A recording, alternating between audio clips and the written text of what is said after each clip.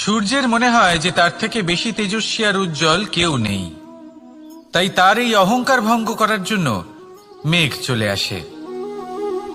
তারপর এই মেঘের অহংকার বেড়ে যায় যে তার থেকে বেশি ঘন আর কেউ নেই। তারপরে বাতাসের একটা প্রবল দমক আসে আর মেঘেদের ছিন্ন ভিন্ন করে দিয়ে চলে যায়। তখন বায়ুর অহংকার বেড়ে যায়, আরো ভাবে যে তার থেকে বেশি শক্তিশালী আর কেউ নেই। এই দমকা বাতাস যখন বিশাল এক পর্বতের সাথে ধাক্কা খায়, তখন সেই বাতাসের অহংকারও চূর্ণ বিচূর্ণ হয়ে যায়। তারপরে পর্বত ভাবে যে তার থেকে বেশি স্থির আর শক্তিশালী আর কেউ নেই। তখন পৃথিবীতে ভূমিকম্প হয় আর সেই বিশাল পর্বত চূর্ণ বিচূর্ণ হয়ে যায়, তারও অহংকার ভেঙে যায়। এবার ধরিত্রীর অহংকার হতে থাকে। ধরিত্রী বলে যে আমার উপর সবকিছু টিকে রয়েছে, আমার থেকে বেশি শক্তিশালী আর কেউ নেই। একটা ছোট্ট ইঁদুর আসে, মাটিতে গর্ত করে আর মাটি ধসিয়ে দেয়। ধরিত্রীর অহংকার ভেঙে যায়। এর তাৎপর্য হলো সরল, এই সংসারে অহংকার কখনো স্থির থাকে না, এই অহংকার ভাঙবেই। এটা হলো সাংসারিক চক্র। আমাদের নিজেদের জীবনে কর্তব্য পালন করতে হবে, কর্ম করতে হবে, কিন্তু অহংকার নয়। যে ব্যক্তি এটা বুঝতে সক্ষম হন তাকে জ্ঞানী বলা হয়, আর যে মানুষ এটা বুঝতে পারেন না তিনি সারা জীবন শোধ প্রতিশোধ মান অভিমানের এই চক্রে আটকা পড়েন। এবার আপনি কি এই চক্রে আটকে থাকতে চান, নাকি জ্ঞানী হয়ে উঠতে চান? সেই চয়ন আপনারই। আসুন আর আমার সাথে ভালোবেসে বলুন, রাধা রাধা। কোন যোদ্ধা জন্ম থেকে যোদ্ধা হন না, তিনি যোদ্ধা হবেন কিনা চয়ন করেন। তিনি যোদ্ধা হবেন বলে তখনই স্থির করেন যখন তিনি পিছু হটবেন না বলে দৃঢ় প্রতিজ্ঞ হন। যদি ওনার সামনে অশুভ কিছু হয়, তার বিরোধিতা করতে দৃঢ় প্রতিজ্ঞ হন, তবেই তিনি যোদ্ধা হতে পারেন। কেউই যোদ্ধা হয়ে এই পৃথিবীতে জন্মগ্রহণ করেন না। আপনি কি হতে চান? সেই দর্শক হতে চান যারা যুদ্ধভূমিতে বসে থেকে অন্য কারোর জয়ে উচ্ছ্বাস প্রকাশ করেন, নাকি সেই যোদ্ধা হতে চান যিনি নিজের শৌর্য দিয়ে বীরত্ব দিয়ে পরাক্রম প্রদর্শন করেন এবং যার প্রশংসা যুগ যুগ ধরে হয়ে চলে? সিদ্ধান্ত আপনারই। আসুন আর আমার সাথে ভালোবেসে বলুন, রাধা রাধা। আপনি কখনো কোনো পর্বতে চড়েছেন? কথায় আছে, যখন আমরা পর্বত আরোহণ করি, ওপরে ওঠার সময় দুর্ঘটনার সম্ভাবনা কিছুটা কমে যায়। সেখানেই যখন পর্বত থেকে নিচে নামি, তখন দুর্ঘটনার সম্ভাবনা অত্যন্ত বৃদ্ধি পায়। অর্থাৎ নামার সময় আমাদের আরো ভারসাম্য বজায় রাখতে হয়, আরো সাবধানে থাকতে হয়, অর্থাৎ বিবেককে জাগিয়ে রাখতে হয়। এবার জীবনেও সাফল্যের পর্বত আরোহণের সাথে এটাই হয়। যখন আমরা সাফল্যের পর্বত আরোহণ করতে থাকি, তখন এমনি আমাদের লক্ষ্য আমাদের গন্তব্যের দিকে থাকে। আমরা নিরন্তর পরিশ্রম করি, চেষ্টা করতে থাকি, আমাদের মধ্যে সেই উৎসাহ থাকে, সেই সাহস থাকে। কিন্তু একটা কথা সত্যি, সমস্ত আরোহণের পরে অবরোহণ থাকে। আর এই অবরোহণই থাকে যেখানে বেশিরভাগ মানুষ নিজের ভারসাম্য বজায় রাখতে পারেন না, আর সেখানেই ভেঙে পড়েন। তাই জীবনে যদি সাফল্যের শিখরে পৌঁছতে চান, তাহলে আপনাকে নিরন্তর প্রয়াস করতে হবে, সংঘর্ষ করতে হবে, পরিশ্রম করতে হবে, আর নিজের লক্ষ্যের দিকে একাগ্রতা কেন্দ্রীভূত করতে হবে। তাহলে আপনি নিজের লক্ষ্য অবশ্যই পাবেন। কিন্তু যখন অবরোহণের সময় আসবে, যা নিশ্চিত রূপে আসবেই, তখন আপনাকে সংঘর্ষ করতেই হবে, ধৈর্য ধরতেই হবে, সাবধানে থাকতেই হবে, ভারসাম্য বজায় রাখতেই হবে। এটা হলো অত্যন্ত আবশ্যক, কারণ পরবর্তী সাফল্যের শিখরে আপনাকে পৌঁছতেই হবে, আর তার জন্য আপনাকে সুরক্ষিতভাবে অবরোহণ করতেই হবে। ঠিক কিনা? আসুন আর আমার সাথে ভালোবেসে বলুন, রাধা রাধা। প্রসন্নতা এমন এক অনুভূতি যা আমরা সকলে পেতে চাই। এবার এটা ভেবে দেখুন যে আমরা আমাদের প্রসন্নতার জন্য অন্য কাউকে দায়ী কেন করি। আজও এরকম কিছু করেছে, ওর জন্য আমি দুঃখী হয়ে আছি। আজও এমন কিছু করলো যার ফলে আমার মন প্রসন্ন হয়ে উঠল।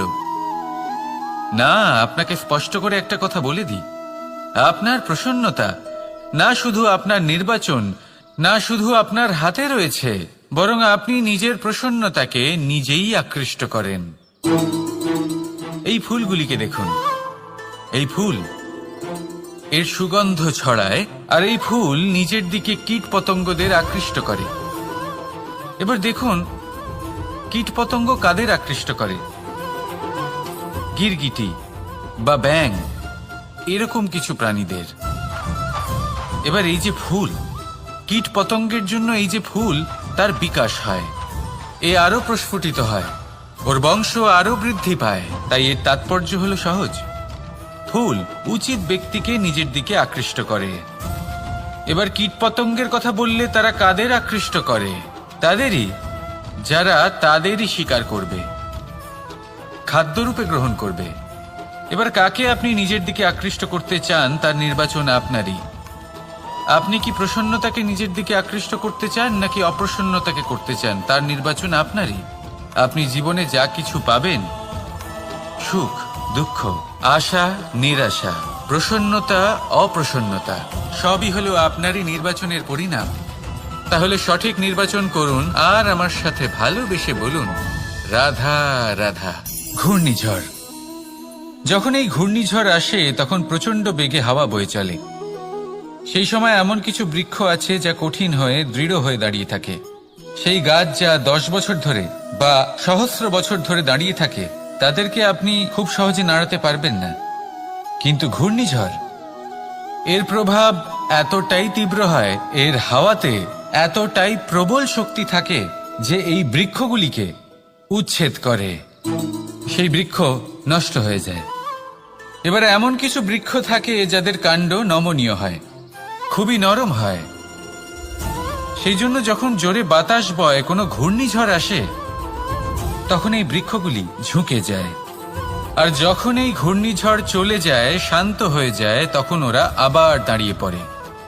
এবার এটাকে আপনি কি বলবেন, কি বুঝবেন আপনি? সুযোগ সন্ধানী? না, বরং এটাই হলো প্রকৃত আদর্শ। যখন আপনার সামনে এমন কেউ থাকেন যিনি আপনার থেকে অনেক শক্তিশালী, তখন তাকে সম্মান করা আপনাকে শিখতেই হবে। তাই মনে রাখবেন, এই সংসারে যখনই দুই শক্তির একে অপরের সাথে সংঘর্ষ হয়, শুধুই বিনাশ হয়। কিন্তু যখন শক্তির সাথে আসক্তি মিলিত হয়, সেখানে সুরক্ষা থাকে, সেখানেই কিছু নির্মাণ হয়। তাই আসুন আর আমার সাথে ভালোবেসে বলুন, রাধা রাধা। জীবনে লক্ষ্য লাভ কি করে করতে হয়? কেউ বলবে বন্ধুদের সাহায্যে, কেউ বলবে প্রেমের সাহায্যে, কেউ বলবে নিরন্তর চেষ্টা করলে, কেউ বলবেন পরিশ্রম করলে, কেউ বলবেন ঈশ্বরের আশীর্বাদে, ইত্যাদি ইত্যাদি। আমি আপনাকে বুঝিয়ে বলি, এই যেমন ত্রিলোক আছে, অর্থাৎ 3 লোক আছে, যাকে সঞ্চালন করে ত্রিদেব বা 3 জন দেবতা। সেইভাবে নিজের লক্ষ্যে পৌঁছানোর জন্য 3টি ভাবের প্রয়োজন পড়ে। প্রথম ভাব হলো স্বপ্ন দেখা।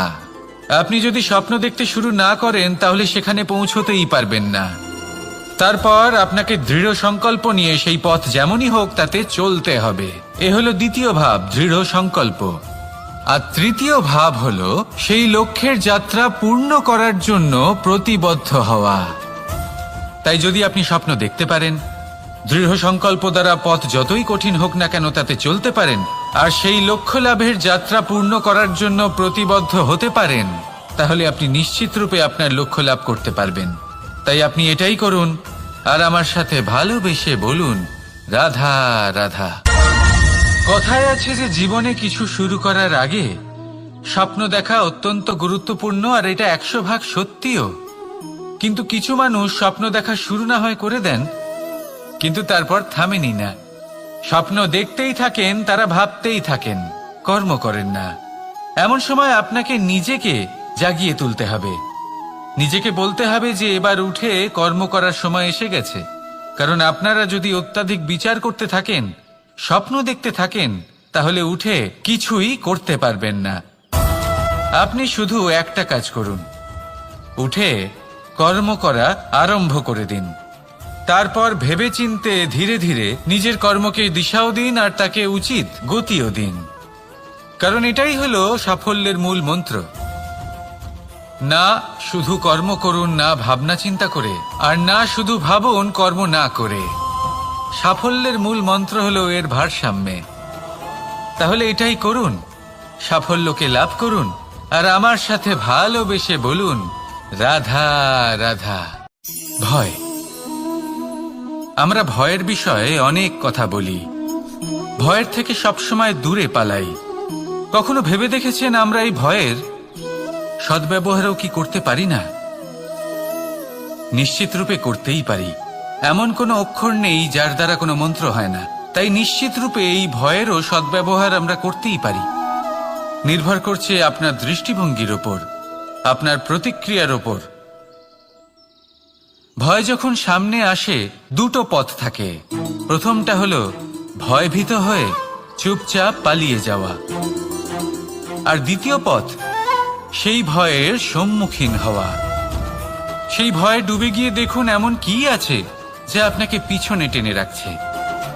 নিজের সাহসকে জাগিয়ে তুলুন, নিজেকে আরো শক্তিশালী বানিয়ে তুলুন, নিজেকে আরো শ্রেষ্ঠ বানিয়ে তুলুন, আর আপনার সামনে যা আছে সব প্রাপ্ত করে নিন। সেই ভয়, আপনি তার থেকে পালিয়ে যেতে চান নাকি তার সম্মুখীন হয়ে নিজেকে আরো শ্রেষ্ঠ বানাতে চান? সেই চয়ন আপনারই, প্রতিক্রিয়া আপনারই, দৃষ্টিভঙ্গি আপনারই। আসুন আর আমার সাথে ভালোবেসে বলুন রাধা রাধা। কখনো কোনো বনে আপনি আগুন লাগতে দেখেছেন? এমন ভয়ানক আগুন লাগতে পারে সমস্ত বন জ্বালিয়ে দিতে পারে। সেখানে যে বনস্পতি পাওয়া যায়, সেখান থেকে যে ঔষধি পাওয়া যায়, সব কিছু নষ্ট হয়ে যায়। যে পশু পাখি পাওয়া যায় বেশিরভাগই নিজের প্রাণ হারিয়ে ফেলে, আর যারা বাকি থাকেন তারা নির্বাসিত হন। কিন্তু কখনো ভেবে দেখেছেন এই বনে আগুন লাগে কি করে? ছোট ছোট শুকনো পাতার কারণে, শুকনো ডালের কারণে, সেগুলো যেগুলো কখনো গাছের অংশ ছিল। সবসময় মনে রাখবেন, গাছ আমরা কুড়ুল দিয়ে কেটে থাকি, কিন্তু গাছ কখনো কুড়ুলের ডগা দিয়ে কাটা যায় না। বরং এই যে হাতলটা আছে, তাতে যে শক্তি লুকিয়ে রয়েছে, এই শক্তির দ্বারা গাছ কাটা হয়। এবার বলুন, এই যে হাতল, এ কি দিয়ে তৈরি হয়? স্বয়ং গাছের দ্বারাই। এর থেকে আপনি কি শিক্ষা পেলেন? যদি কেউ আপনজন হন, যে আপনার কোনো দরকারে লাগছেন, সেই কারণে তাকে নিজের থেকে দূরে করবেন না। যদি তার সাহায্যের প্রয়োজন হয় তাহলে তাকে সাহায্য করুন, যদি তার সঙ্গের প্রয়োজন হয় তাহলে তাকে সঙ্গ দিন। নিঃস্বার্থভাবে আপনজনদের বিকাশের পথে নিয়ে যান। নিজের স্বার্থ অনুসারে আপনজনদের নিজের জীবনে রাখবেন না। আসুন আর আমার সাথে ভালোবেসে বলুন রাধা রাধা। দীপাবলি আমাদের সবথেকে বড় উৎসব। শ্রীরাম রাবণকে পরাস্ত করে 14 বছরের বনবাস কাটিয়ে আবার অযোধ্যায় ফিরে এলেন অমাবস্যার রাত্রে। অযোধ্যায় সবাই খুব প্রসন্ন ছিলেন, খুবই উৎসাহিত ছিলেন। অযোধ্যায় সহস্র প্রদীপ প্রজ্বলিত করা হয়েছিল এই উৎসবে। একে আমরা দীপাবলি বলে থাকি। এবার এই বিষয়ে আমরা সকলে জানি। আপনি কি এটা জানেন যে শ্রীরাম বাস্তবে অমাবস্যার এক রাত আগেই অযোধ্যায় পৌঁছে গেছিলেন? সবার সামনে অমাবস্যার রাতে এসেছিলেন। এর কারণ কি? শ্রীরাম প্রমাণ করতে চেয়েছিলেন যে যে কোনো সময়, দিন হোক বা রাত, শুভ বা অশুভ হয় না। শুভ অশুভ কিছু থাকলে তা হলো মানুষের চিন্তা, তার ভাবনা, তার নির্বাচন আর তার কর্ম। নিজেই দেখে নিন। শ্রীরাম শুভ কাজ করে ফিরেছিলেন এবং অমাবস্যার মতো গভীর এক রাত্রিকেও দীপাবলিতে পরিবর্তিত করেছিলেন। এমনটাই যদি আমরা করতে পারি, তাহলে এমন কোন গৃহে যান যেখানে অসহায় ব্যক্তি রয়েছেন, যা অন্ধকারাচ্ছন্ন, আর সেখানে প্রকাশ প্রজ্বলিত করুন। প্রকাশ সহায়তার, প্রেরণার, আশার। যদি এমন কিছু আমরা করতে পারি, তাহলে তাকে প্রকৃত অর্থে দীপাবলি বলা যেতে পারে। তাহলে নিজের পরিবারের সাথে দীপাবলি পালন করুন, আপনাদের শুভেচ্ছা জানাই। আসুন আর আমার সাথে ভালোবেসে বলুন রাধা রাধা। ব্যাপারটা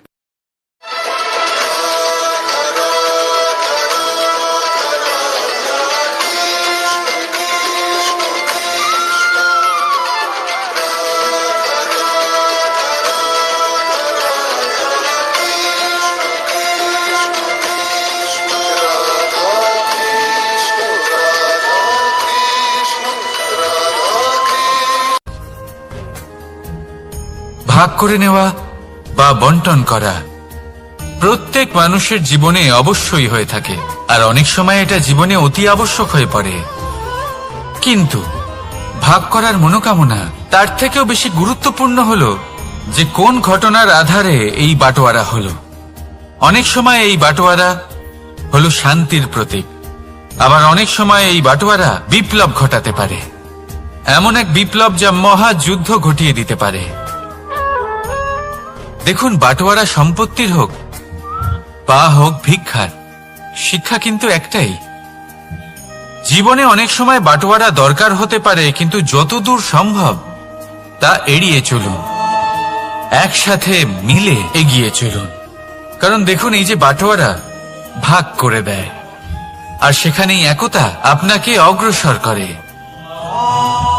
তাহলে আপনিও এটাই করুন, একসাথে মিলে সামনে এগোন, আর আমার সাথে ভালোবেসে বলুন রাধা রাধা। আত্মীয় স্বজন কারা হন? তারাই যারা সুখে দুঃখে পাশে থাকেন, তারা যারা বিপদের সময় আপনার পাশে এসে দাঁড়ান। এবার দেখুন, একটা প্রশ্ন করব আপনাদের, সব থেকে ঘনিষ্ঠ, আবশ্যক এবং গুরুত্বপূর্ণ আত্মীয় কারা, বিশেষ করে বিপদের সময়? কেউ বলবেন মাতা, কেউ বলবেন পিতা, কেউ বলবেন ভাই বোন, ইত্যাদি ইত্যাদি। এবার ভাবুন, আপনি বড় হয়ে গেছেন, আপনি বাড়ি থেকে দূরে চলে গেছেন, পেট ভরানোর জন্য আপনাকে প্রত্যেক দিন চেষ্টা করতে হয়। এমন সময় যদি আপনার জীবনে বিপদ এসে পড়ে, তাহলে কখন আপনার খবর ওনাদের কাছে পৌঁছবে? কতক্ষণে ওনারা সাহায্য করতে আসতে পারবেন? এরকম এক সময় সব থেকে গুরুত্বপূর্ণ আত্মীয় হন আপনার প্রতিবেশী, কারণ তারাই সেই মুহূর্তে আপনার সব থেকে কাছে। আপনি কখনো পরীক্ষা করে দেখবেন, আপনার তার সাথে লক্ষ্য মতভেদ থাকলেও প্রতিবেশীকে কষ্টের মধ্যে দেখে সবার আগে সাহায্য করতে তারাই এগিয়ে আসেন। তাই প্রতিবেশীর সাথে সম্পর্ক ভালো রাখুন, শুধুমাত্র স্বার্থের জন্য নয়। এটা হলো শান্তিরও আধার। যদি এই সম্পর্ক ভালো থাকে, তাহলে না কথায় কথায় বিবাদ হবে, না মতান্তর। আর এই সুখী সম্পর্কের ছায়ায় মন প্রসন্ন হয়ে বলবে রাধা রাধা। কখনো ভেবে দেখেছেন, মানুষকেই এই সংসারে সর্বশ্রেষ্ঠ প্রাণী কেন বলা হয়? অন্য কোনো প্রাণীকে কেন নয়? শুধু কি এই জন্যই আমরা চিন্তা করতে পারি, আমাদের কাছে তীক্ষ্ণ বুদ্ধি রয়েছে, কোনো কিছু আবিষ্কার করতে পারি, সেই কারণেই? তা তো অন্য কোনো প্রাণীর কাছেও থাকতে পারে। এমন কিছু পশুও রয়েছে যাদের কাছে তীক্ষ্ণ বুদ্ধি আছে।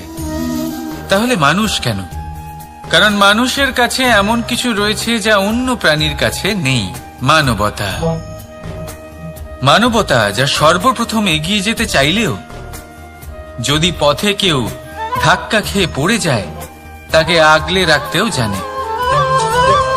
মনে রাখবেন, আপনার সব থেকে বড় পরিচয় আপনার নাম, আপনার সম্পত্তি বা আপনার ধর্ম নয়। আপনার সব থেকে বড় পরিচয় হলো আপনার মানবতা। তাহলে সময় এলে পরে নিজের মানবতার পরিচয় দিন, অন্য মানুষকে সাহায্য করুন, অন্য প্রাণীকে সাহায্য করুন। একা একা পথ চলা হলো পশুদের প্রবৃত্তি। মানুষ হলেন তিনি যিনি অন্যের জন্য প্রাণও দিতে পারেন। মানুষ হলেন তিনি যিনি অন্য মানুষের প্রাণ বাঁচান। সেই মানবতাকে জাগিয়ে তুলুন, আর এই জীবন বাঁচতে শুরু করুন। আর হ্যাঁ, আমার সাথে ভালোবেসে বলুন রাধা রাধা। এই সংসারে মাতা পিতা তার সন্তানকে সব থেকে বড় উপহার কি দিতে পারে? বৈভব, সুযোগ সুবিধা, বাড়ি, নাকি আশেপাশের পরিবেশ? এই সংসারে মাতা পিতা তার সন্তানকে সব থেকে বড় উপহার শিক্ষা দিতে পারেন, কিন্তু তার জন্য সময়ের প্রয়োজন হয়। এবার এই সময় অত্যন্ত অদ্ভুত। সময়ের ধারণা সবার রয়েছে। কখনো কখনো কিছু কঠিন সময় বরদানের মতো আমাদের সম্মুখে আসে।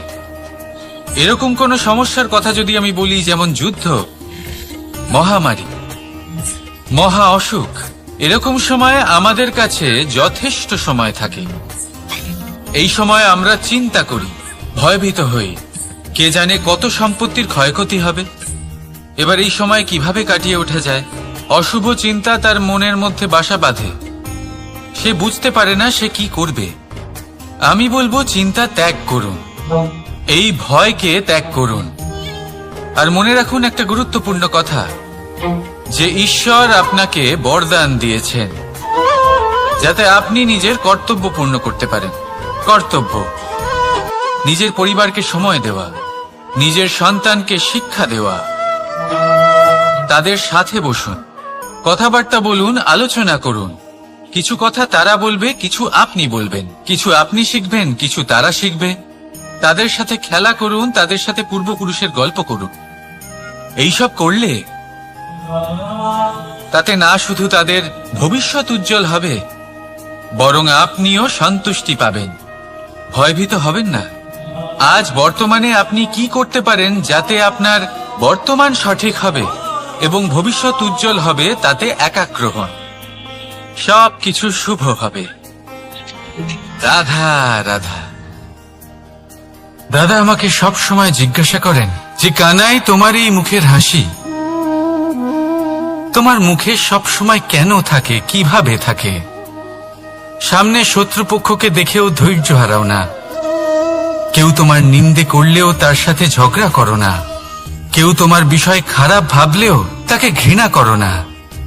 কিভাবে আর কেন করো? আপনার মনেও নিশ্চয়ই এই প্রশ্ন আসে। এবারে বলি, এর উত্তর অত্যন্ত সরল। কখনো দেখেছেন গরু আর তার বাচ্চাকে? কিভাবে সে তার মায়ের দুগ্ধ পান করে? সুখে থাকে, কারণ ও জানে যে ওর মা এই দুগ্ধরূপী অমৃত ওকে খাওয়াতেই থাকবে। ও জানে যে এই সময় শুধু ওর জন্য, যাতে ও নিজের মায়ের এই দুগ্ধরূপী প্রসাদ গ্রহণ করতে পারে, আর সেই জন্য ও সুখে থাকে। সেইভাবেই এই জীবন হলো ভালোবাসা। এতই ছোট হলো এই জীবন যে ভালোবাসার জন্য কম পড়ে যায়। ঘৃণা করে কেন সময় নষ্ট করব? আমি এটাই করি, আপনিও এটাই করুন। ভালোবাসুন, সবার মধ্যে ভালোবাসা ছড়ান, আর এই ভালোবাসার সাথেই বলুন রাধা রাধা। পরীক্ষা এমন একটা শব্দ যেটা শুনে সংসারের বেশিরভাগ মানুষই ভয়ভীত হয়ে পড়েন। কারণটা কি? অসফলতার ভয়। পরীক্ষা এই শব্দের যদি আমি অন্য দিকটা দেখাই, তার তাৎপর্য এই নয় যে আপনার দুর্বলতা সবার সামনে তুলে ধরবে। এটা তো হলো সেই যুক্তি যা আপনার বল, সাহস, শক্তিগুলি সবার সম্মুখে তুলে ধরবে। আগে হ্যাঁ, এটাই হলো সেই যুক্তি। আপনি নিজেই কখনো দেখবেন পরীক্ষার সময় আপনার অন্তরের অনেক গুণ বাইরে বেরিয়ে আসে। এমন কোন শক্তির উদ্ভব হয় যার বিষয়ে আপনি নিজেও জানতেন না, ঠিক কিনা? তাই এই পরীক্ষাকে কখনো ভয় পাবেন না। বিশ্বাসের সাথে নির্ভীক হয়ে এটার সম্মুখীন হন। দিনের শেষে এই পরীক্ষা শুধুই আপনাকে উজ্জ্বল করবে, আপনাকে আরো শ্রেষ্ঠ করে তুলবে। তাহলে আসুন আমার সাথে ভালোবেসে বলুন রাধা রাধা। ভগবান আর ভুল, এই দুই একই অক্ষর দিয়ে শুরু হয়। শুধু তাই নয়, এদের দুজনের রাশিও সমান। এবারে আপনারা বলবেন যে ভগবান, ভুল এদের মধ্যে কিভাবে মিল থাকতে পারে? অনেক বড় মিল আছে। না শুধু এ এক অক্ষর দিয়ে শুরু হয়, বরং এদের বিজয় মন্ত্রটাও এক। ভগবানকে মানুন, তাকে বিশ্বাস করুন, তাকে স্বীকার করুন। এটা করলে মনের দৃষ্টি থেকে ভগবানকে দেখা যায়, আর উনি আপনাকে সমৃদ্ধ করে তোলেন। ভুলের সাথেও এটাই ঘটে।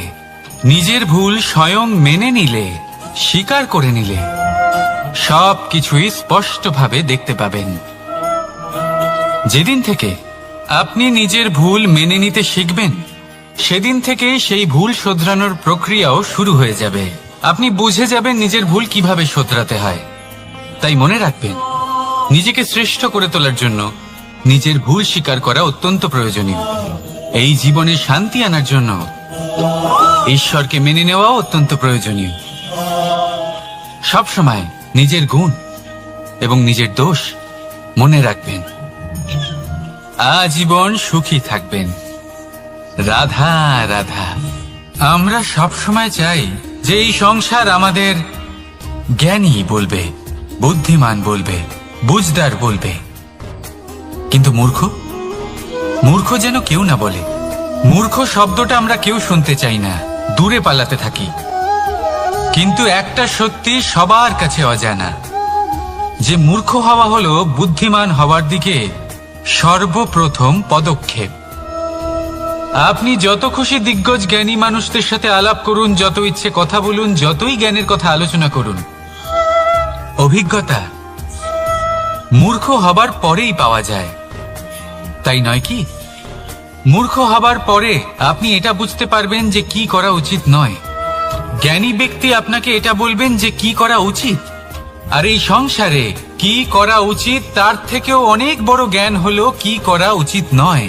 সেই জন্য সব সময় মনে রাখবেন, আপনার করা কিছু ভুল আপনাকে যদি কেউ মূর্খ বানিয়ে থাকে, ছল চাতুরি করে থাকে, তাহলে কোনো ব্যাপার নয়। এটা শেষ পর্যন্ত আপনাকে আরো বুদ্ধিমান করে তুলবে। এই মুহূর্তে ধন্যাত্মক থাকুন। এই সংসার আপনাকে অবশ্যই জ্ঞানী বলবে। রাধা রাধা। আপনি কি কখনো একজন মালিকে একটা বাগানের যত্ন নিতে দেখেছেন? যদি কখনো একটা গাছে উই ধরে যায়, মালি তখন শুধু সেই গাছের নয়, সমস্ত বাগানের চিকিৎসা করায়।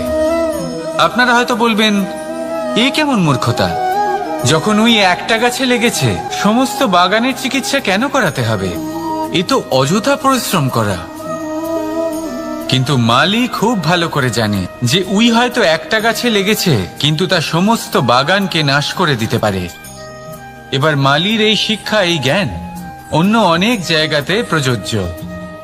এই সংসারে আমরা শুধুমাত্র নিজের পরিবারের কথাই চিন্তা করি, তাদের যত্ন নিই, চেষ্টা করি যেন তারা ভালো থাকেন, সুখে থাকেন। আর সেই সময় এই সমাজের কিছু বিরোধী মনোভাব এই সমাজকে গ্রাস করে ফেলে, এই সমাজকে নষ্ট করে ফেলে। কিন্তু আমাদের নজর শুধু আমাদের পরিবারে থাকে। সেই জন্য যখন কথা ওঠে রাষ্ট্রের, দেশের, তখন তার জন্য সিদ্ধান্ত নিতে হবে, তখন তার জন্য ত্যাগ করতে হবে।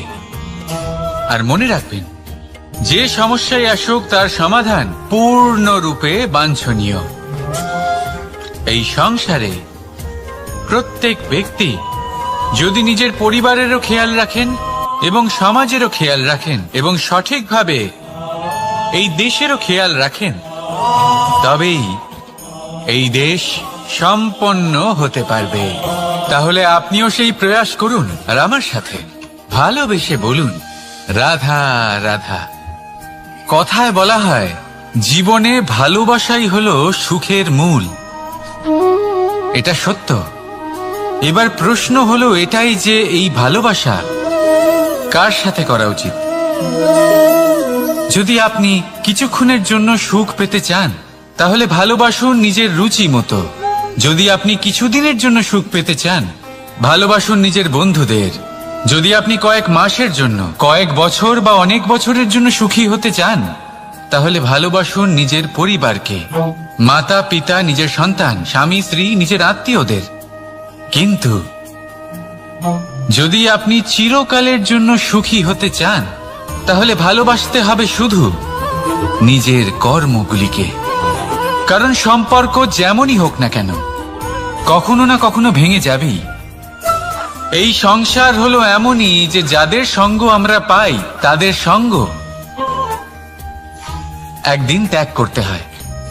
শুধু কর্মই হলো এমন এক সঙ্গ যা কখনো আপনাকে ত্যাগ করবে না। আপনার মৃত্যুর পরেও এই কর্ম আপনাকে বাঁচিয়ে রাখবে।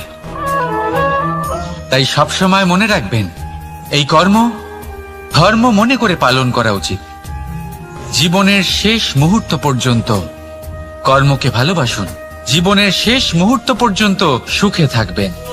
আর আমি তো সবসময় বলি, শুধু কর্ম করতে থাকো, ফলের চিন্তা করো না।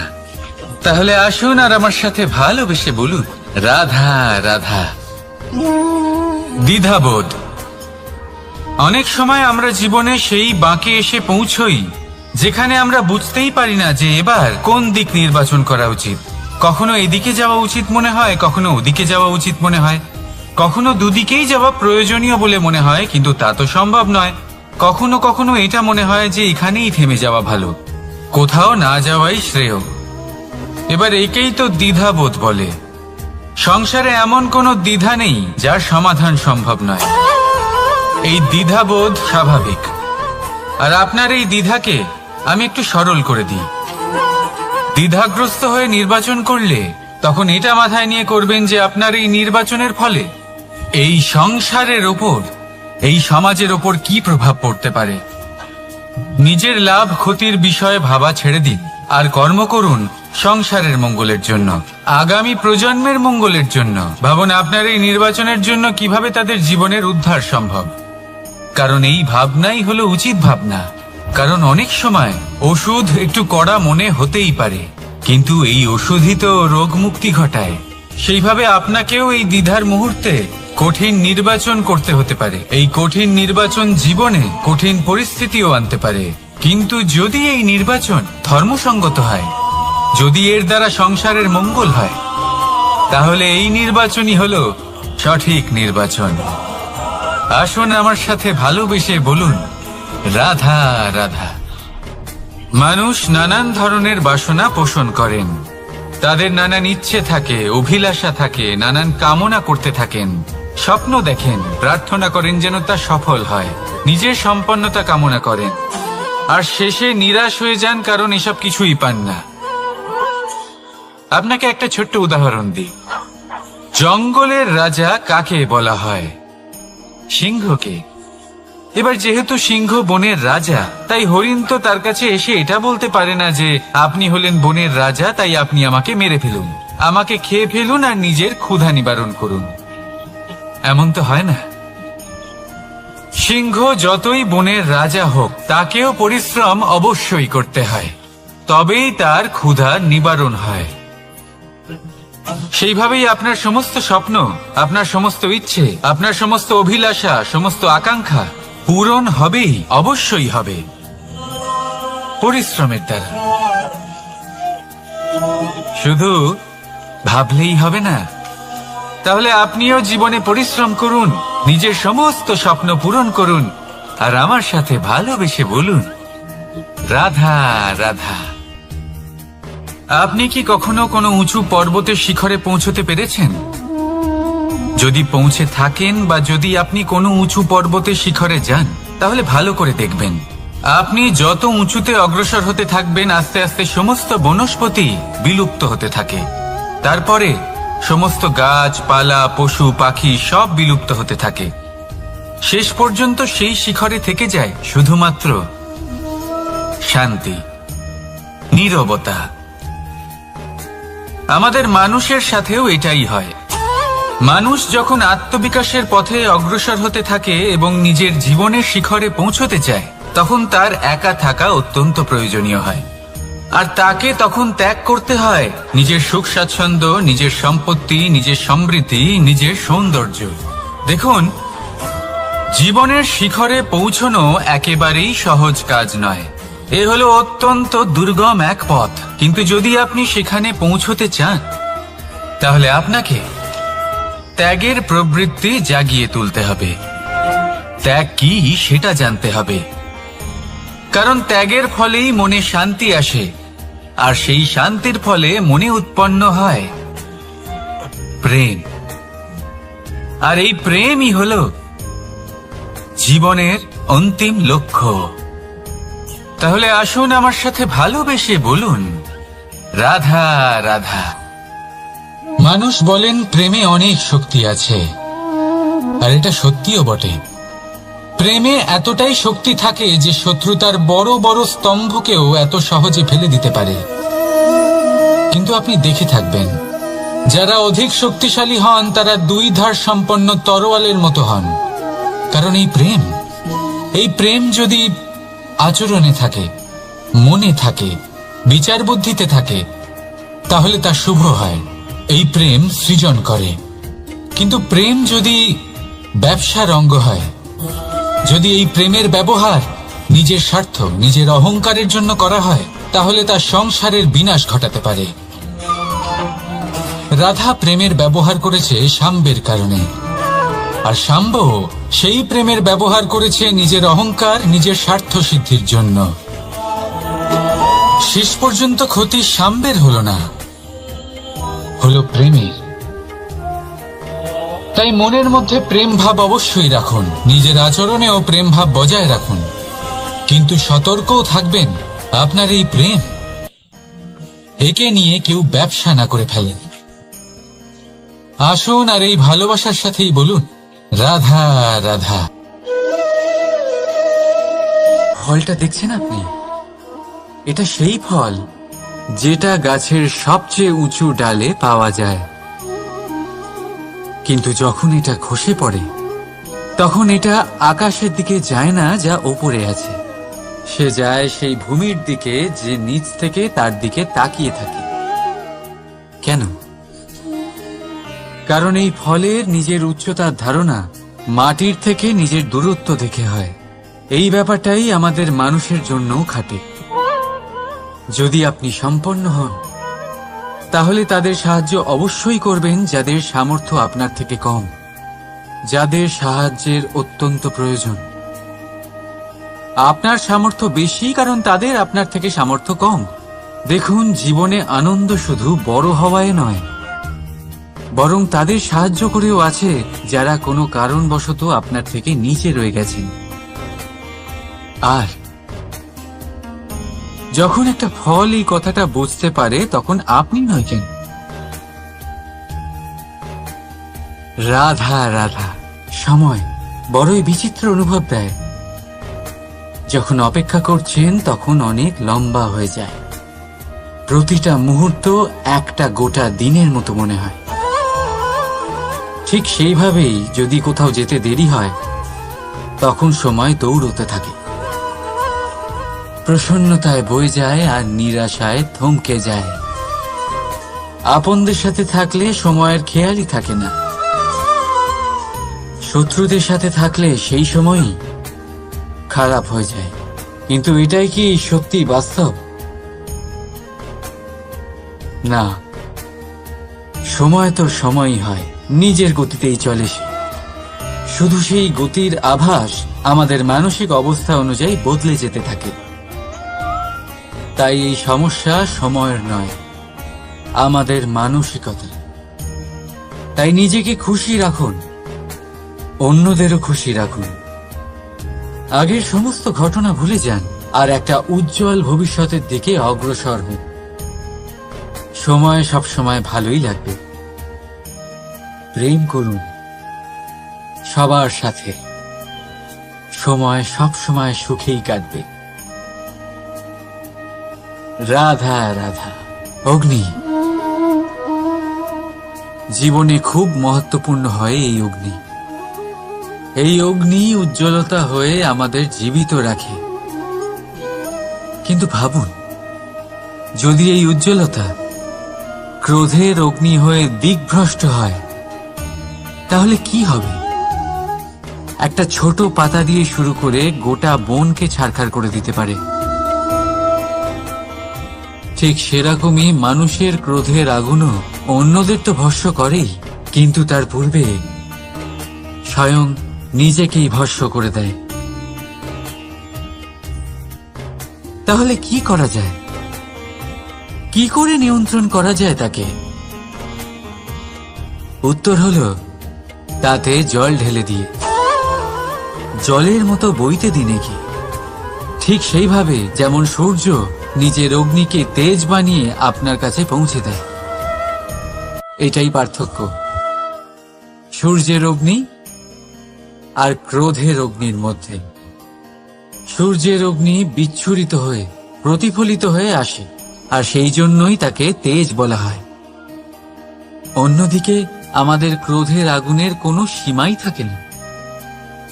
তাহলে নিজের অন্তরের শক্তিকে ক্রোধের আগুন বানিয়ে জ্বালাতে চান, নাকি উজ্জ্বলতা বানিয়ে বিস্তারিত করতে চান? সিদ্ধান্ত আপনার। রাধা রাধা। এই সংসার অনেকটাই বড়, আর আমরা তার কাছে অত্যন্ত নগণ্য। এই সংসারে এমন অনেক মানুষ পাওয়া যায় যারা বোঝান যে এই সংসারটা কতটা বড়, কতটা অদ্ভুত, কতটা সুন্দর। আর এই সংসার রচনা করে পরমেশ্বর কত মহান এক কাজ করেছেন। কিন্তু আপনি এই জীবনে মাত্র কয়েকজন মানুষকেই পাবেন যারা আপনাকে এটা বলবেন যে এই সংসারে আপনি কতটা গুরুত্বপূর্ণ, আপনি কতটা অদ্ভুত। যদি আপনি তাদের সাথে থাকেন তাহলে তারা নতুন কিছু সৃষ্টি করতে পারেন, এই সংসারকে আরো কতটা পবিত্র করতে পারেন। তাই এই সংসারকে গুরুত্ব না দিয়ে সেই মুষ্টিমেয় কিছু মানুষকে গুরুত্ব দিন, কারণ তারাই হলো আপনার আপনজন, আর তারাই আপনাকে সঠিক পথে চালিত করবে। মানুষকে তো বর্ষার স্রোতও বয়ে নিয়ে যেতে পারে, তাকে সাগরও ডুবিয়ে দিতে পারে, কিন্তু গঙ্গা জল সবচেয়ে বেশি শুদ্ধ, কারণ তার কয়েক ফোঁটা মানুষকে মুক্ত করে দেয়। রাধা রাধা। এ হলো একটা পাতলা সুতো। ভাবছি যদি এটা দিয়ে আমি পোশাক বানাই তাহলে নিজের জন্য কত সুন্দর একটা পোশাক বানাতে পারবো। কিন্তু যদি এটা আমি, চিন্তা করবেন,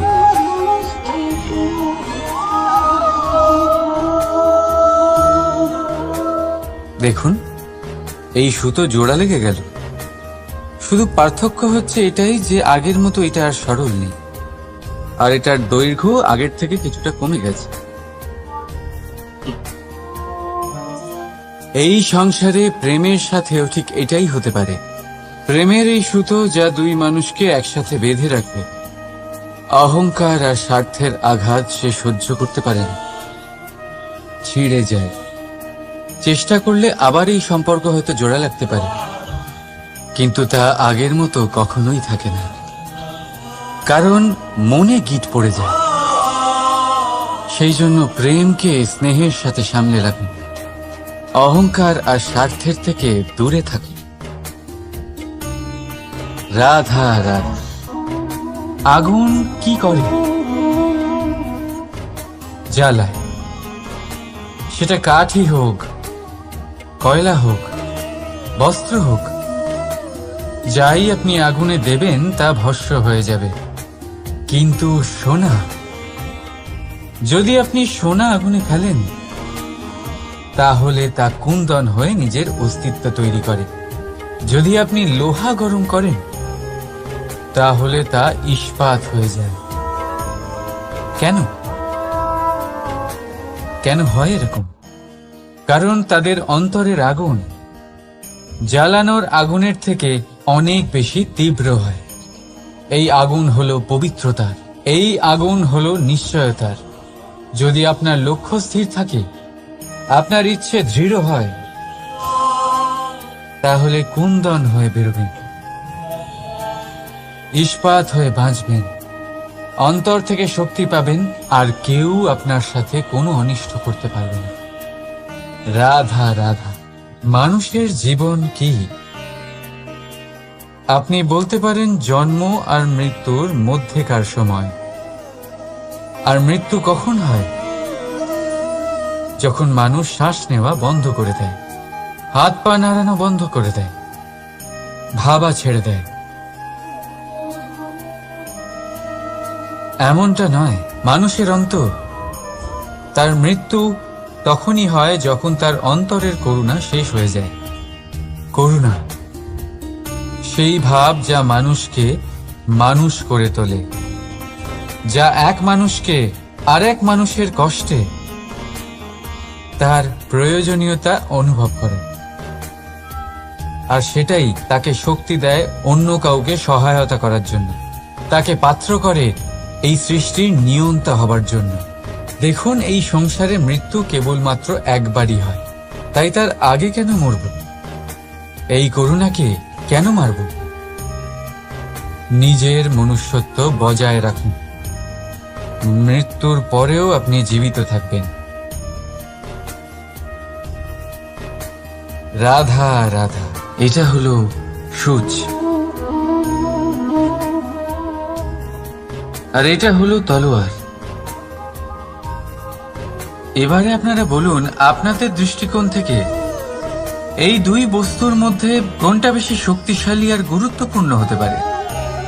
আপনি বলবেন তলোয়ারই সবচেয়ে শক্তিশালী বা গুরুত্বপূর্ণ। আচ্ছা, মানলাম যে তলোয়ার বেশি ভারী হয়।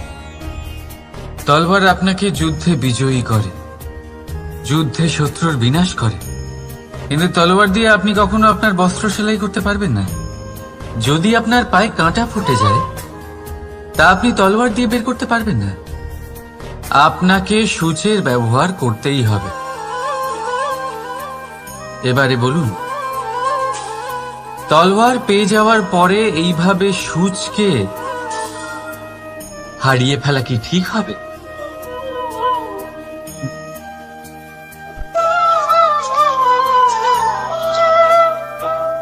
ঠিক সেইভাবেই জীবনে সম্পন্ন বন্ধু পাওয়ার পরেও আপনার সেই বন্ধুদের হারাবেন না যারা কম সম্পন্ন, দরিদ্র। কারণ তারা আপনার সাথে তখন ছিলেন যখন আপনি কিছুই ছিলেন না, আর জীবনে দরকার পড়লে তারাই আপনার কাজে আসবে, সম্পন্ন বন্ধু নয়।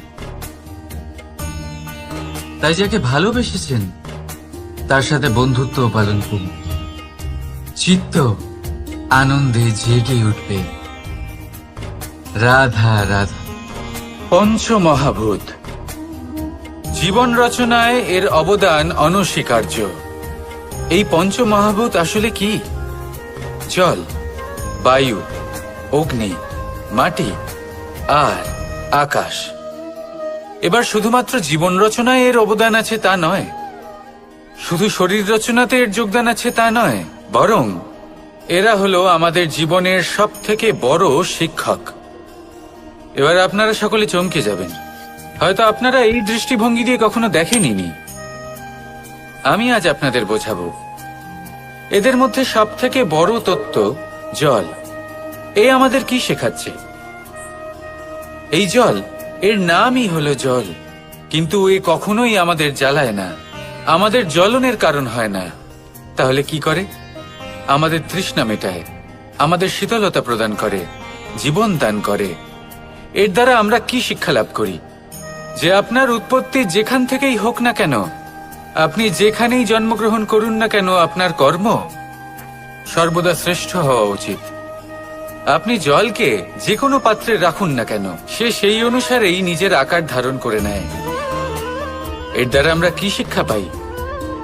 এই শিক্ষাই পাই যে যে কোনো পরিস্থিতিতেই নিজেদের মানিয়ে নিতে হবে, নিজেকে সেরকম করে নিতে হবে।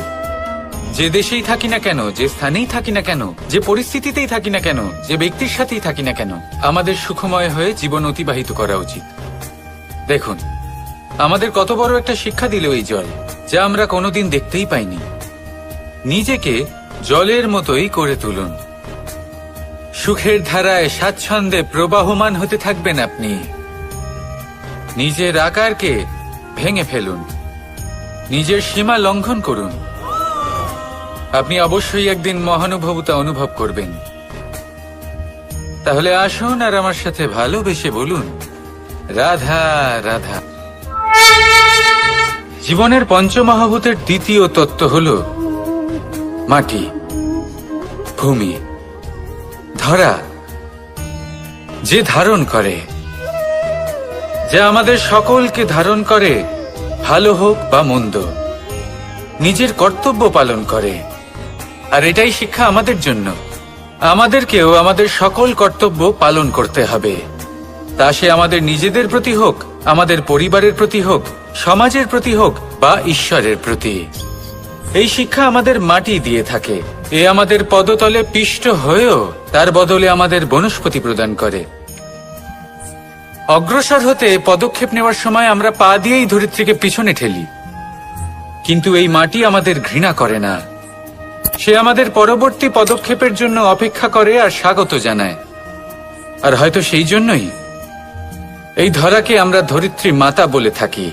আর তাই এই পদবী, এই সম্মান, এই ভালোবাসা, এর আকার বা এর ভারের জন্য একে প্রদান করা হয় না, প্রদান করা হয় এর স্বভাবের কারণে। আপনিও যদি ধরিত্রীর মতো হতে পারেন, যদি আপনিও নিজের সকল কর্তব্য পালন করেন, বিশ্বাসের সাথে তা স্বীকার করে নিতে পারেন, যদি অন্য কারোর সাফল্যেও আপনি প্রসন্ন হতে শিখতে পারেন, যদি আপনি একটু কষ্ট সহ্য করে অন্য কাউকে প্রসন্নতা প্রদান বা অন্য কাউকে সেবা করতে পারেন, তাহলে আপনিও মাটির মতোই মহান হয়ে উঠতে পারবেন। তাহলে আসুন আর আমার সাথে ভালোবেসে বলুন, রাধা রাধা। জীবনের পঞ্চমহাভূতের মধ্যে একটা তত্ত্ব হল বায়ু। বায়ু, যাকে কিনা দেখা যায় না, বরং তাকে কিন্তু আমরা অনুভব করতে পারি। আর একে সব থেকে বেশি অনুভব করতে পারি তখন যখন বায়ু কম থাকে। বায়ু যদি লুপ্ত হয়ে যায়, তাহলে তখনই আমরা বুঝতে পারি যে বায়ু তো নেই, এ তো সমস্যার ব্যাপার। এবার এই বায়ু দ্বারা আমরা কি শিক্ষা পাই? এই বায়ু আমাদের এই শিক্ষা দেয় যে আমাদের কখনোই অহংকার করা উচিত নয়। আমরা সকলেই কখনো না কখনো চাই যে আমাদের শ্রেষ্ঠতা, আমাদের যোগ্যতা, আমাদের মাহাত্ম্য এই সংসার বুঝতে পারুক। আর নিজের মাহাত্ম্য প্রমাণ করার জন্য শক্তি দেখানোর কোনো প্রয়োজন নেই। কারণ যখন কোনো ব্যক্তি, এই সমাজ, এই সংসার আপনাকে নিজের থেকে দূরে করে দেবে, আপনার থেকে দূরে চলে যাবে, তখন আপনার মাহাত্ম্য কি তার আভাস সে নিজে থেকেই অবশ্যই পেয়ে যাবে। আপনার কিছুই করার প্রয়োজন নেই। বায়ুর মতো হয়ে উঠুন, বায়ু যার কিনা কোনো ভার নেই। কিন্তু যখন সময় আসে, যখন সে তুফানের রূপ নেয়, তখন অত্যন্ত বড় বড় বিধ্বংসী কাজ সে করে ফেলে। আর তখন এর শক্তির কোনো তুলনাই হয় না। বায়ু, যে নিজের সঞ্চালন দ্বারা পৃথিবীকে প্রাণ দেয়, নিজের পরিবহন দ্বারা এই মেঘ সৃষ্টি করে, এই ধরিত্রীর তৃষ্ণা নিবারণ করে। বায়ুর মতো যদি আপনি হয়ে উঠতে পারেন, তাহলে হালকা হয়ে যাবেন, ওপরে উঠতে পারবেন এই সংসার, এই ভৌতিকতা, এই মোহ মায়া থেকে। আর তখন আপনি বুঝতে পারবেন যে প্রেম কাকে বলে। তখন আপনি বুঝবেন যে দান করাই হলো জীবন। তাহলে আসুন আর আমার সাথে ভালোবেসে বলুন, রাধা রাধা। জীবনের পঞ্চমহাভূতের মধ্যে একটা তত্ত্ব হল আকাশ। আকাশ, যা কিনা নিরাকার, যার কোনো আকার নেই। আকাশ যা হলো অনন্ত। আর আমাদের সবসময় মনে হয় যে এই আকাশ আমাদের সাথে জড়িয়ে রয়েছে। কেন? এবার এই আকাশ আমাদের জন্য কি না করে।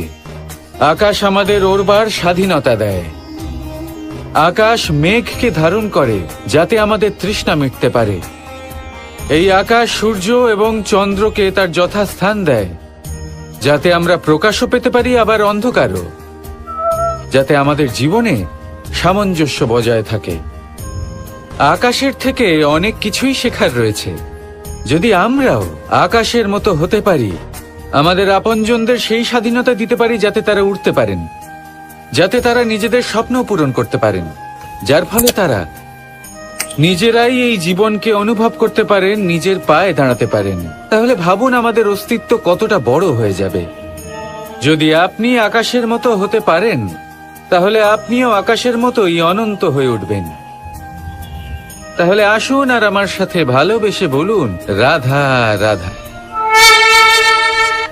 জীবনের পঞ্চ মহাতত্ত্বের মধ্যে পঞ্চম তত্ত্ব অগ্নি। অগ্নি যা জ্বালাতে সাহায্য করে, কিন্তু তা উত্তাপও প্রদান করে। নিশ্চিত রূপে অগ্নি আমাদের জ্বালিয়ে দিতে পারে, কিন্তু আপনি কি কখনো এটা ভেবে দেখেছেন যে আগুন, তাকে নিজেকে কতটা জ্বলতে হয়, তাকে নিজেকে কতটা তাপ সহ্য করতে হয়? ও নিজে জ্বলে আমাদের উত্তাপ প্রদান করার জন্য, ও নিজে জ্বলে আমাদের ঊর্জা দেবার জন্য, আমাদের আলো দেবার জন্য, অন্ধকারে পথ দেখানোর জন্য, শত্রুর সাথে মোকাবিলা করার জন্য আমাদের সাহায্য করে নিজে জ্বলে। যখন আমরা কোনো দেবতার জন্য যজ্ঞ করি, তখন দেবতার ভোজন গ্রহণ করার নিমিত্ত হয় এই অগ্নি। কত কিছু ওকে সহ্য করতে হয় আমাদের এত কিছু দেবার জন্য। আপনিও আগুনের মতো হয়ে উঠুন, নিজে কষ্ট সহ্য করুন অন্যকে সাহায্য করার জন্য, তাদের জীবন উদ্ধার করার জন্য, নিজের প্রিয়জনের জন্য, নিজের পরিবারের জন্য, নিজের মাতা পিতার জন্য, এই সমাজের জন্য। নিজে কষ্ট সহ্য করুন, প্রকাশের কেন্দ্রবিন্দু হয়ে উঠুন, আর সকলকে পথ প্রদর্শন করুন, সবাইকে পথ দেখান। যেদিন আপনি আগুনের মতো হয়ে উঠবেন, সেই দিন ঠিক যেমন অগ্নিকে পুজো করা হয়, আপনিও সেইভাবে পূজনীয় হয়ে উঠবেন। যেমন সকল শুভকর্মে, সকল যজ্ঞে, সকল পুজোতে অগ্নিকে স্মরণ করা হয়, সেইভাবেই সকল শুভকর্মে আপনাকেও স্মরণ করা হবে। আর যেদিন আপনি এরকম হয়ে উঠবেন, সেই দিন জীবনের বাস্তব মর্ম কি আপনি তা বুঝতে পারবেন। তাহলে আসুন আর আমার সাথে ভালোবেসে বলুন, রাধা রাধা। পঞ্চমহাতত্ত্ব, পঞ্চমহাভূত, এদের বিষয়ে আমি আপনাদের সবকিছুই বলে দিয়েছি। কেন? এরা আমাদের জীবনের সব থেকে বড় শিক্ষক। আর এদের থেকে আমরা কি শিক্ষা পাই? নিশ্চিত রূপে এই পঞ্চমহাতত্ত্ব আমাদের দেহের নির্মাণ করে, কিন্তু একটা ষষ্ঠ মহাতত্ত্ব রয়েছে, এমন এক তত্ত্ব যার না কোনো ভার আছে, না কোনো পরিমাণ আছে, কিন্তু তা হলো অত্যন্ত গুরুত্বপূর্ণ, ভাবনা। কেউ একে আত্মা বলে, কেউ একে বিবেক বলে, কেউ একে প্রাণ বলে, আর কেউ বলে চেতনা। এবার এই চেতনা যখন পঞ্চমহাতত্ত্বের সাথে জুড়ে যায়, এক হয়ে যায়, তখন মানুষের জীবনের নির্মাণ হয়। এবার আপনার দেহের নির্মাণ জন্ম থেকেই পঞ্চমহাতত্ত্ব করে দেয়, কিন্তু এই ভাবনা, এই চেতনা, একে আপনি নিজেই এগিয়ে নিয়ে যেতে পারেন। একে দিশা দেখাতে হবে, এর বিকাশ আপনাকেই করতে হবে। কিভাবে? তা আপনার উপর নির্ভর করছে। আপনি এর সদ্ব্যবহারও করতে পারেন, দুর্ব্যবহারও করতে পারেন। এমন এক দিশা দিতে পারেন, এমন সদ্ব্যবহার করতে পারেন যে আপনি নিজেই কোনোদিন ভগবত গীতার জ্ঞান দিলেন। এমন দুর্ব্যবহার করতে পারেন, এমন দিশাও দিতে পারেন যে আপনি হয়তো শকুনের মতোই মহাভারত রচনা করলেন। এই চয়ন আপনারই। শুধু এই চেতনার শুদ্ধতার দিকে বিশেষ নজর রাখতে হবে। যদি এই চেতনা শুদ্ধ হয়, তাহলে প্রেম থাকবে, আর যদি এই চেতনা অশুদ্ধ হয়, তাহলে বিদ্বেষ হবে। আর আমার মতে সুখ এবং শান্তি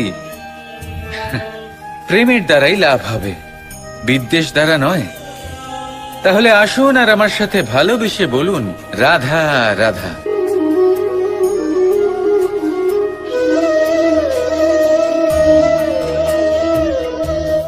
নারী জন্মসূত্রে কারোর কন্যা, ধর্মসূত্রে কারোর পত্নী, আর কর্মসূত্রে কারোর মা।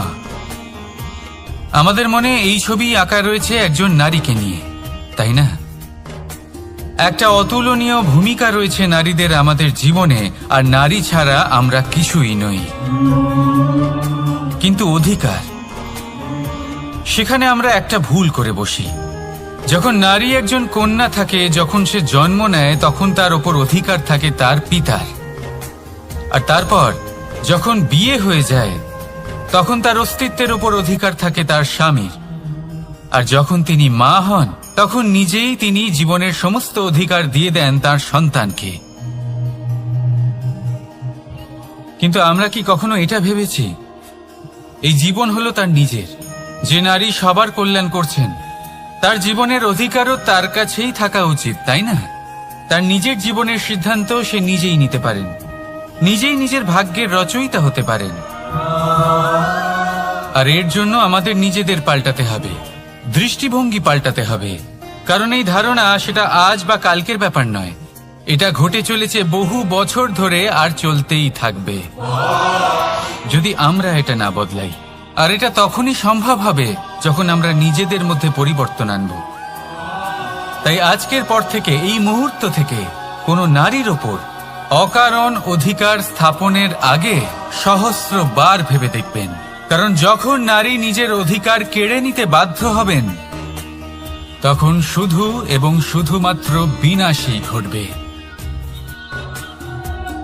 রাধা রাধা।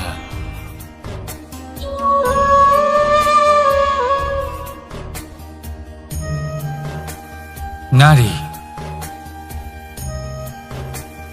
পুরুষরা যাকে নাম দিয়েছেন ত্রিয়া, কেন দিয়েছেন, কে দিয়েছেন, কেউ তা জানে না।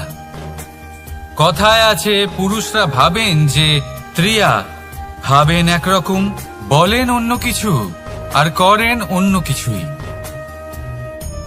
কিন্তু সত্যিটা কি এটাই? আসল সত্যি হলো এটাই যে ত্রিয়া হলো সেই চরিত্রহীন পুরুষ, আর কেউ নয়। সেই পুরুষ যারা নারীকে বলেন যে আপনি হলেন মা, আপনি হলেন দেবী, আপনি হলেন বোন। আর ভাবেন কি? ভাবেন যে এই নারী হলো আমাদের পায়ের ধুলো, আর কিচ্ছু নয়। আর কি করেন? ওনাদের মাথায়, ওনাদের খোপায় মালা পরিয়ে দিয়ে ভাবেন যে ওনারা হলেন তাদের পায়ের ধুলোর সমান।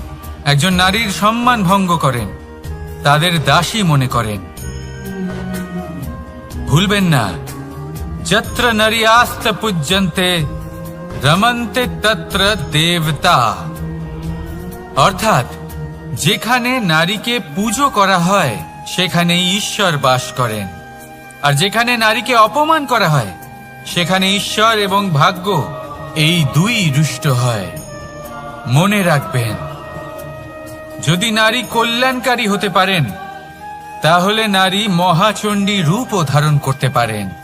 যদি একজন নারী মাতা হয়ে জন্মদান করতে পারেন তাহলে নারী মৃত্যু হয়ে বিনাশও করতে পারেন। যেখানে নারী অপমানিত হবেন সেখানে মহান ভারতও মহাভারতের পথে অগ্রসর হতে পারে। তাই মনে রাখবেন, নারীর অপমান যেন কখনোই না ঘটে। আর যদি কোথাও নারীর অপমান হয় তার অর্থ হলো আপনার বিনাশ আপনার দিকেই আসছে। আর এটা হলো তার প্রথম পদক্ষেপের প্রথম পদধ্বনি। রাধা রাধা। যদি সন্তান কোনো দুষ্কর্ম করে তাহলে সেই অপরাধ শুধু কি সেই সন্তানের? না, যদি সন্তান দুষ্কর্ম করে তাহলে অপরাধী তার মাতা পিতাও, যারা পুত্রমোহর কারণে সেই অনুচিত কাজে তাকে বাধা দেননি।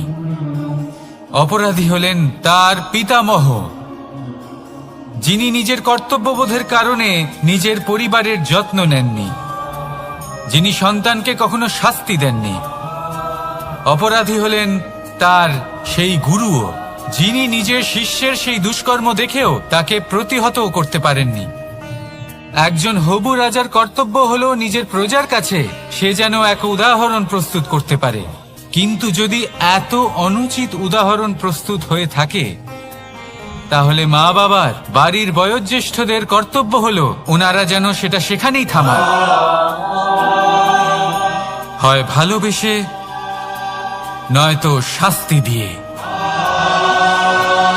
যদি না থামানো হয় তাহলে মহাভারত অবশ্যম্ভাবী। অনেক ব্যক্তির মনে একটা প্রশ্ন জাগে আমাকে আর রাধাকে নিয়ে। বলেন যে না আমি আর রাধা একসাথে থাকি, না আমাদের বিয়ে হয়েছে, আমি এখানে দ্বারকাতে ও ওখানে বর্ষণাতে, তাও এত ভালোবাসা কি করে? এ কেমন সম্পর্ক? আমি তাদের একটা সহজ কথা বলতে চাই। আপনি কখনো আয়নার দিকে দেখেছেন? নিজের দুই চোখের দিকে তাকিয়ে জিজ্ঞাসা করুন, এই দুই চোখ একসাথে কেন বন্ধ হয়, একসাথে কেন খোলে, একসাথে কেন ঘুমোয়, একসাথে কেন কাঁদে? আজীবন কোনো এক মানুষের সাথে সম্পর্ক রাখা অবশ্যই সম্ভব, তাদের সাথে দেখা না করে।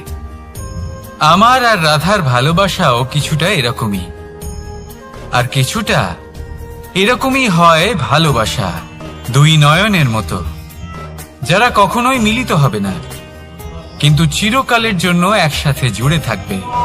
এই অনুভূতি নিঃস্বার্থ হয়, আর এই নিঃস্বার্থ ভালোবাসা আপনাকে আনন্দের পথে অগ্রসর করে। জীবনে সবসময় নিঃস্বার্থভাবে ভালোবাসুন, শুধুমাত্র আনন্দই পাবেন। তাহলে আসুন আমার সাথে নিঃস্বার্থভাবে ভালোবেসে বলুন, রাধা রাধা। মানুষ, কোনো ব্যক্তির নির্মাণ হয় কিভাবে?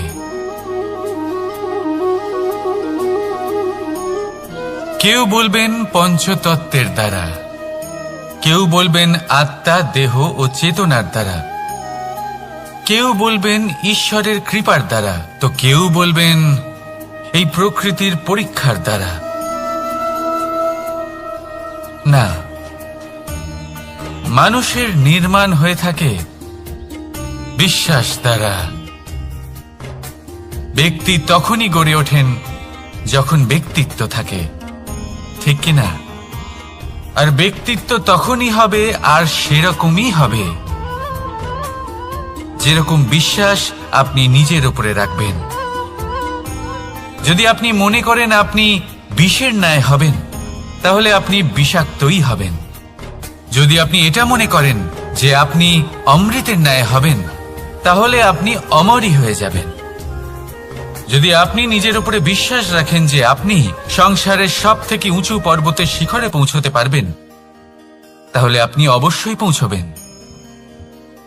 যদি আপনার এরকম মনে হয় যে আপনি এরকম কখনো করতে পারবেন না, তাহলে এরকম কখনোই হবে না। ভেবে দেখবেন, বিশ্বাসের মধ্যেই বিশ্ব বাস করে থাকে, তো আপনার অস্তিত্ব কেন করবে না? যেমন বিশ্বাস আপনি নিজের উপরে রাখবেন, তেমনই আপনি হয়ে উঠবেন। সেই জন্য নিজের উপরে বিশ্বাস রাখুন, আর হ্যাঁ, ভালোবেসে বলুন, রাধা রাধা। বাজ পাখিকে পক্ষীরাজ বলা হয়। বাজের আয়ু হলো মোটামুটি 70 বছর। এবার 40 বছর হতে হতেই ওদের পালক লম্বা এবং ভঙ্গুর হয়ে যেতে থাকে, ঠোঁট বেঁকে যায়, ডানা ভারী হয়ে যায়, অর্থাৎ আগের মতো উড়তে পারে না, সেই শক্তি থাকে না। এবার সেই বাজ কি করবে? বাজ সব থেকে কঠিন নির্বাচন করে, নির্বাচন নিজের পুনর্স্থাপনার।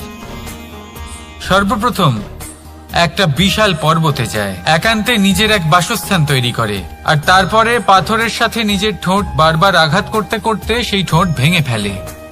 তারপরে সে অপেক্ষা করে সেই ঠোঁট পুনর্নির্মাণ হওয়ার। তারপর সেটাই করে নিজের পালকের সাথে। তারপরে নিজের ডানা থেকে এক এক করে ভারী পালকগুলো ছিঁড়ে ফেলে দেয়। আর তারপর 150 দিনের এই যন্ত্রণা সহ্য করার পরে ও ফিরে পায় নিজের ওড়বার অনন্য ক্ষমতা, সেই শক্তি। আর তারপরে ও জীবনের পরবর্তী 30 বছর বাঁচে। কি বুঝলেন আপনি? যদি ইচ্ছে শক্তি থাকে, তাহলে একজন দুর্বলও শক্তিশালী হতে পারে। আপনিও এটাই করুন, নিজের অতীতের যন্ত্রণার বোঝাগুলিকে ত্যাগ করুন, আর কল্পনার খোলা আকাশে উন্মুক্ত হয়ে উড়ে বেড়ান। নিজের পুনর্স্থাপনা করুন, তবেই সর্বশ্রেষ্ঠ হতে পারবেন। আর মনে রাখবেন, এই ছোট ছোট পদক্ষেপই বড় বড় শিখরে পৌঁছে দিতে পারে। তাহলে আসুন আর আমার সাথে ভালোবেসে বলুন, রাধা রাধা। আপনি কি কখনো জলকে নিজের মুঠোতে ধরে রাখার চেষ্টা করেছেন? চলুন আজ করা যাক।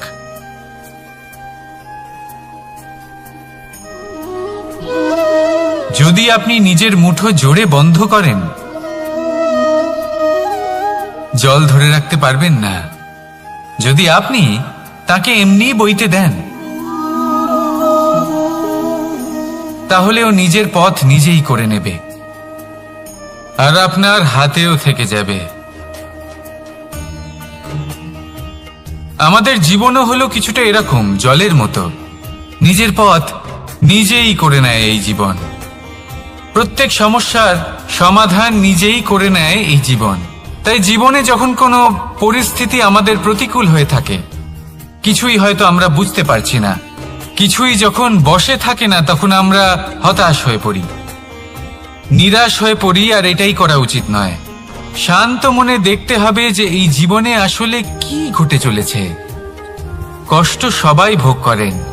কষ্ট পেলে কেউ রেগে যান, রেগে গিয়ে পরাক্রম দেখান। এটাই তো করা উচিত নয়।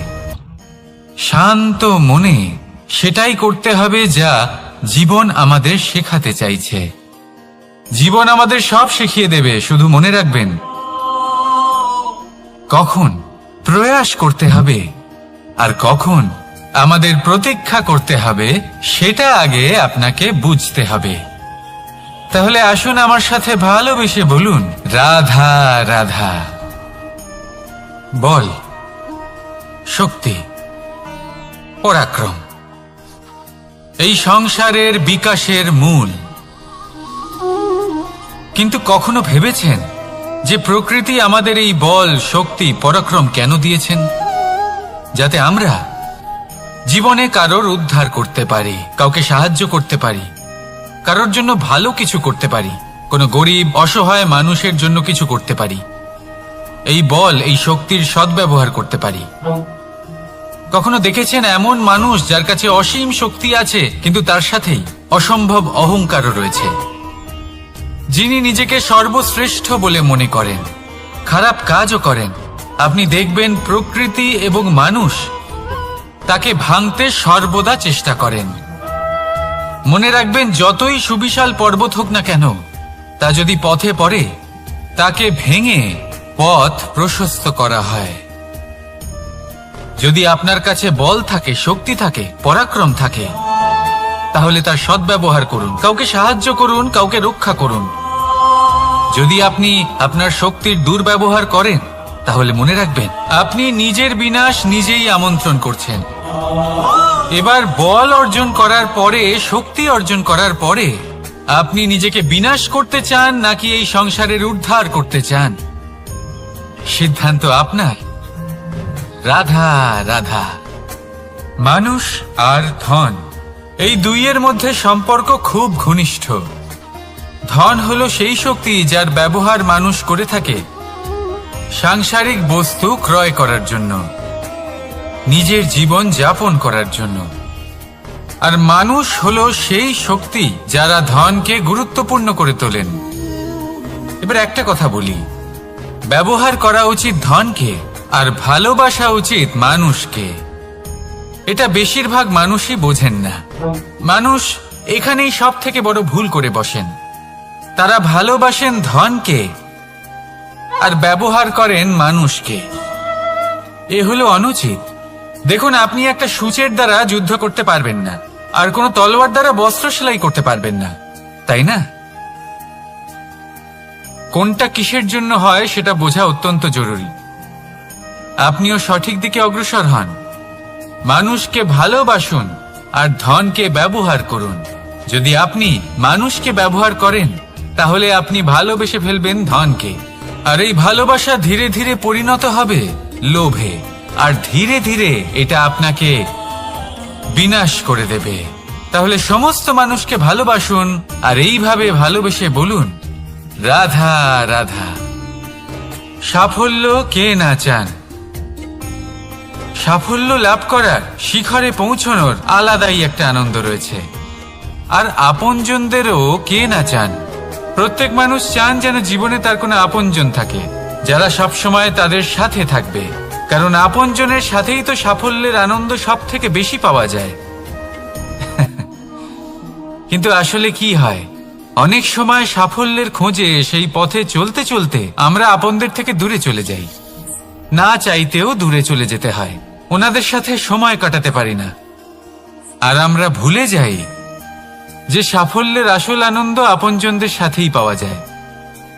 সফল হওয়ার পরে আপনদের সাথে দেখা হলে তাদের চোখে আমাদের জন্য যে আবেগ থাকে, যে সম্মান, যে প্রেম থাকে, সেটাই হলো আসল পুরস্কার। আমরা সেই কথা ভুলে যাই এবং একা হয়ে পড়ি।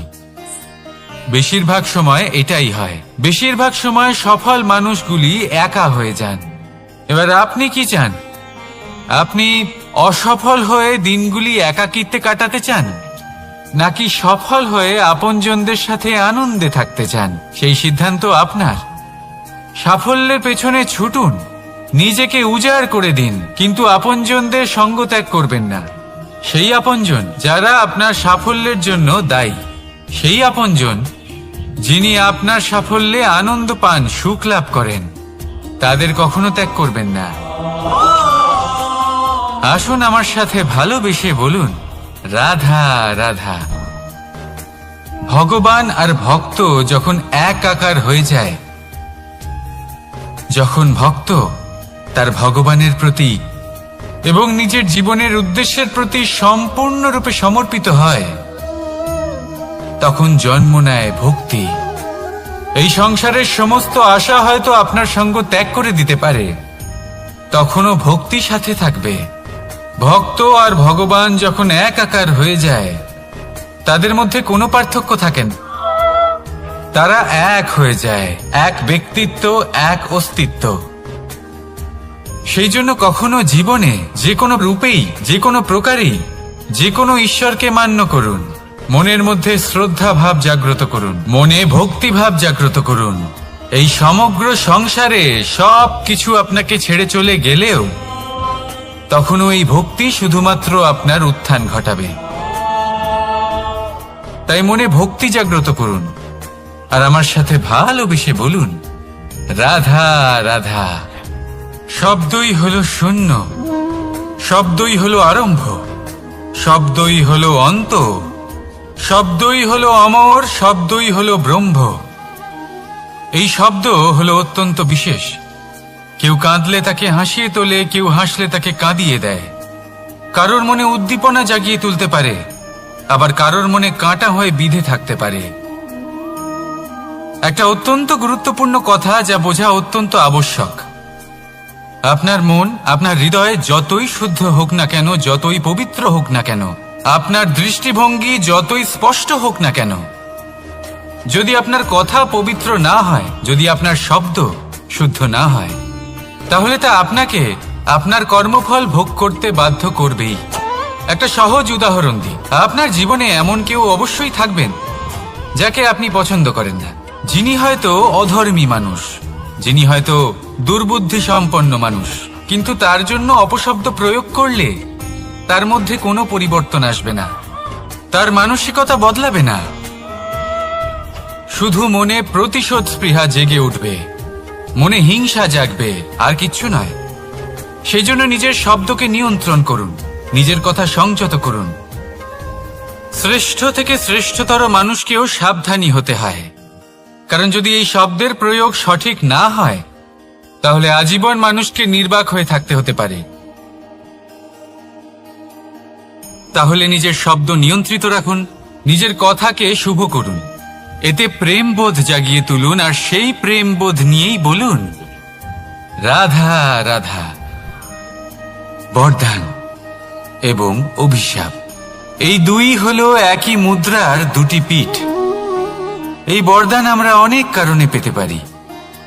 কখনো নিজের পরিশ্রমের কারণে, কখনো নিজের তপস্যার কারণে, কখনো আমাদের পূর্বপুরুষদের কর্ম ও তপস্যার কারণে।